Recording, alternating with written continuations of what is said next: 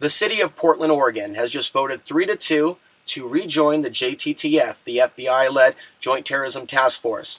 I rushed down to City Hall when I heard that they were going to be taking testimony on the subject, and I wanted to share with the City Council the reality of the case surrounding Muhammad, who allegedly tried to bomb the Christmas tree lighting ceremony in Portland, Oregon on November 26, 2010. I wasn't able to share that at City Hall, but I'm going to share what I put together in this video for those that don't know about the situation back in November of 2010 when the feds gave Muhammad a fake bomb, a truck, and a cell phone after grooming him to be a patsy. Now, they had been surveilling him for a year, and then in June of 2010, they contacted him for the first time. And what's important to know about the court case is transcripts have not been released to the public, and that's because the transcripts show how much the FBI was involved in grooming this young man that they clearly profiled to have issues with self-confidence. He suffered from depression, and they profiled him to be a gullible dupe. So this Somalian out of Corvallis, who was a Muslim, is well known now for those that have read the articles about the story, communicating with the FBI for months and months and months. The FBI in reality is creating terrorists to terrorize the American people. Muhammad had the FBI with him every step of the supposed planning of this bombing of the Christmas tree in downtown Portland after Thanksgiving Day, and by himself, he had not the abilities to pull this off, nor the funding. It's a known fact now that the FBI took him to Lincoln County on November 4th, 2010, where he was shown how to detonate a bomb in a backpack. This is one of dozens to hundreds of examples of the FBI foiling their own terror plot in order to be perceived as heroic to a gullible and unknowing public. The only violence or damage that occurred related to this event was the mosque that was set on fire that Muhammad attended. No evidence has been shown linking the mosque in any way, shape, or form to the alleged terror plot. And the audio has not been made available of the court proceedings, nor of the first meeting, the audio recording between Muhammad and the FBI informant, who is known as Mr. Hussein, whose real identity is being covered up. It continues to be a mystery, as we are being told that he's busy in other operations. He needs to protect his identity. What other operations is he and the FBI involved in as they try to recruit people, knowing, unknowing dupes that are angry, discontent, and funding them, radicalizing them, and encouraging them to go out and blow things up or to attempt to blow things up. It's quite sad. This is a city where there's a lot of people suffering from mental illness. There's a lot of stories about assault in the news. Anybody can walk into a Portland bar, throw down $10,000 to the right folks, or wrong folks, I should say, and get them to commit acts of terror and or violence. And so this is the greater reality of the situation, of the reality of entrapment, which apparently is legal now in this country for the FBI and other law enforcement groups to go around entrapping people. And there are so many examples of this happening within the borders of our country, as well as well-known documents concerning the CIA and other Western government intelligence groups funding radical sects throughout the world, including ISIS. So the FBI lied to Muhammad, and they lied to us. And if the Portland City Council is aware of the facts that I just went over, then the Portland City Council is knowingly endangering us all.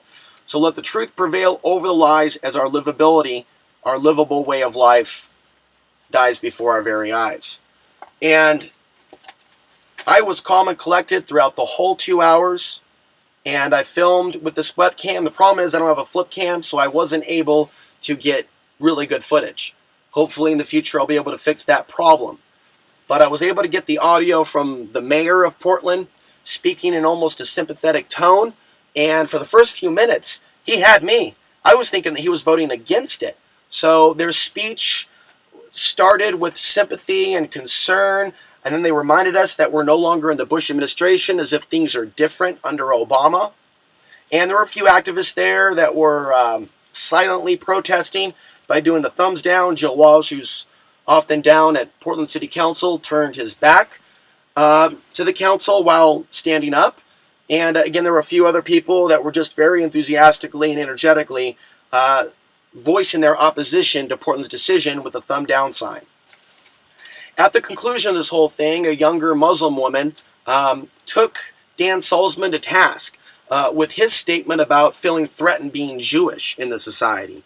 And he went on his own little mini diatribe about, the threats that we face and all of these other things. I had a chance to interview him really briefly. Type in Alex Ansari interviews Dan Salzman on why Portland is working with the federal government in allowing these terror drills to take place in our city, like Top Off 4, and allowing black helicopters run by the Navy Special Warfare Unit to do their exercises in the city of Portland. And again, it's the threat of terrorism. It's this fear that they feel is real. And I really feel sorry for people that are in this mental illness in today's day and age, that there are all these threats around them that are, perceived to be very likely to happen to them unless the federal government protects them. So Portland is now going in the JTTF, as we can see this FBI takeover of so many cities and communities. They keep using the same old excuse. Portland's the only city in America that's not in the JTTF. It makes no sense, according to them, for us to be in the not to be in the JTTF. After all the cool kids are doing it. All the other cities are in the grid under Homeland Security. We already have Homeland Security in vehicles patrolling Pioneer Courthouse Square. So what was not discussed today were the real facts and details about the case involving Muhammad Haman, who has since been found guilty. And what a name for them to go after. Find someone with the name Muhammad, who suffers from depression, who's gullible, who's willing to do stupid things like film himself talking about jihad, in front of a camcorder, as they groomed him, influenced him, took advantage of his depression, of his gullibility, led him, probably gave him a lot of money. And this was not a radical Muslim in the sense of, he wasn't even a real Muslim. Okay, he drank, smoked pot, and dated women. Not like I'm judging any of those things, but neither of those things equate to being a real Muslim. Just like the, supposed 9/11 attackers, doing cocaine and going to a strip club and getting drunk in the days leading up to 9/11. And then it came out that after 9/11, several of the so-called hijackers were found alive. And not only that, some of them were living in apartments run by or leased by FBI informants. And a lot of this is reminiscent for a lot of people of what happened in 1993, when Ahmed Salam was recruited by an FBI informant to carry out this attack on the Trade Center. And he recorded his conversations with this informant, and they were played in court, but they were never released to the public. And Dan Rather reported on this in 1993. It was reported on CBS News that the 1993 attempted bombing of the World Trade Center was an FBI-led operation. Only in that case, the FBI went forward with the attack. They didn't foil it. They went forward with the attack. But here's the detail that is also a part of that story and case. The known or believed suspected terrorists or masterminds behind that did not park the vehicle where the FBI told them to park the vehicle. They parked it in a different spot, resulting in a far lower casualty number, only 6 dead. If they followed what the FBI told them to do to a T, many more would be dead today.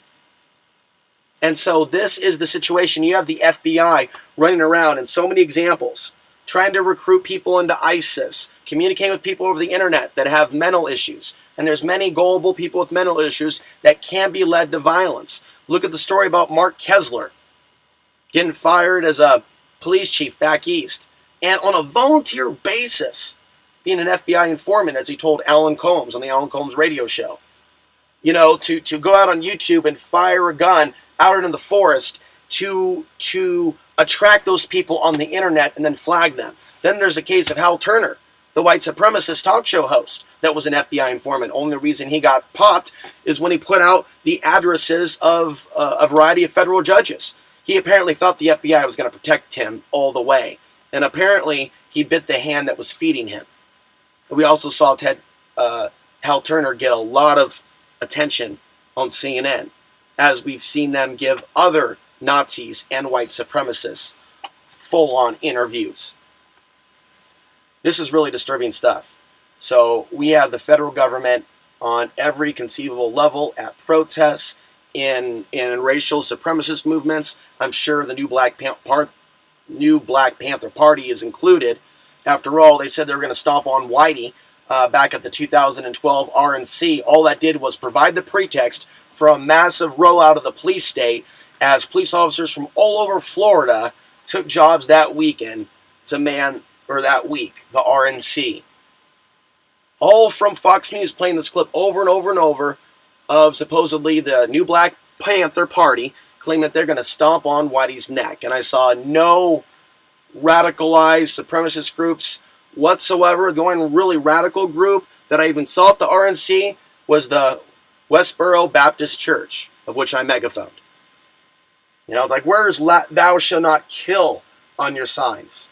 You know, all this focus on homosexuality and this and that. That was an interesting distraction to see.